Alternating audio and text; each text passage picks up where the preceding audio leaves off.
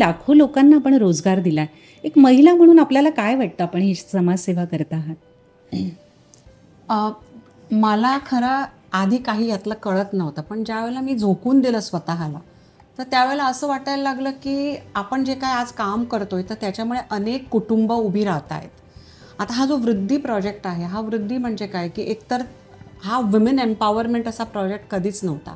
हा काय होता, की तुम्ही एन्व्हायरनमेंट कसे सुरक्षित ठेवता. कारण सरांनी सांगितल्याप्रमाणे लाखो टन्स फॅब्रिक हे पाण्यामध्ये फेकलं जाते.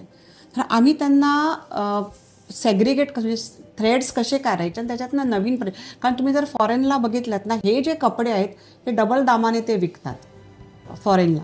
तर आम्ही त्यांना हा एक प्रोजेक्ट दिला की महिलांना याच्यापासनं रोजगारीचं साधन निर्माण व्हावं म्हणून.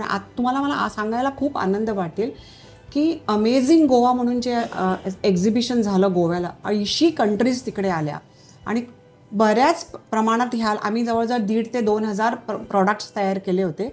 त्याच्यापैकी जवळजवळ बरेच प्रॉडक्ट्स या लोकांनी आवर्जून घेतले, फक्त कारण ते एन्व्हायरनमेंट फ्रेंडली होते म्हणून.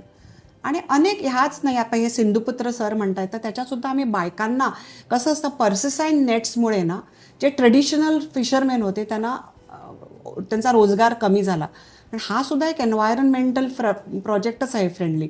कारण जे त्याच्यामध्ये टार्गेटेड कॅच नसतं, तर ते नको असलेल्या गोष्टी किनाऱ्यावर फेकून देतात. तिकडे फिल्म तयार होते आणि तिकडचं सगळं मरीन लाईफ मरून जातं. तर आता त्यांना त्याच्यापासून दूर कसं करायचं, तर म्हणून आम्ही गोव्याला national institute of water sports ही टुरिझम इंडस्ट्रीचा एक आर्म आहे आणि भारतातली एकमेव लायसन्सिंग एजन्सी आहे ती. तर आम्ही बायकांना आणि पुरुषांना ह्याचं ट्रेनिंग दिलं. आणि मला हेही सांगायला बरं वाटतं की पहिला बॅच आम्ही 2012 साली केला आणि आता परत आम्ही अनेक बॅचेस केले.